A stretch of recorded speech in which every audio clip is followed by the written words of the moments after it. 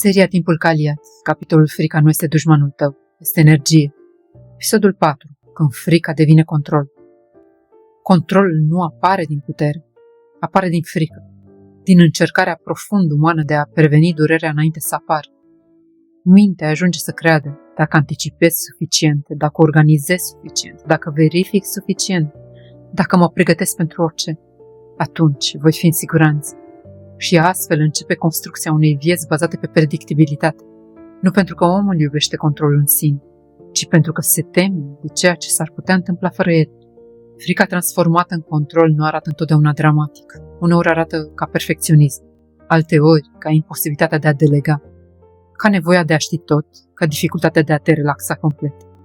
Uneori arată ca rigiditatea emoțională, pentru că un om care încearcă permanent să controleze exteriorul își controlează și interiorul. Își controlează emoțiile, reacțiile, vulnerabilitatea. Totul trebuie gestionat, totul trebuie ținut sub control. Dar viața nu poate fi controlată complet.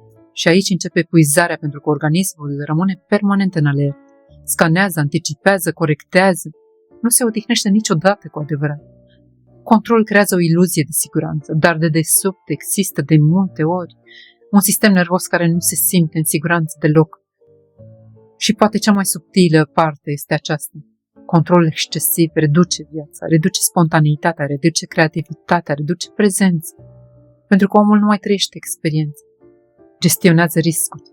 Ajunge să fie atât de preocupat să prevină durerea, încât nu mai poate simți libertate. Aici apare întrebarea profundă.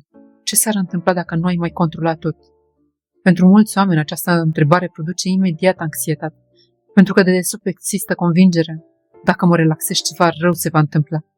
Și totuși, viața nu se deschide în rigiditate, se deschide în flexibilitate, în capacitatea de a rămâne prezent chiar și atunci când nu poți controla rezultatul. Asta nu înseamnă pasivitate, nu înseamnă lipsă de responsabilitate, înseamnă să faci ce ține de tine fără să încerci să controlezi imposibil. Pentru că există o diferență enormă între claritate și control. Claritatea te liniștește, controlul te tensionează.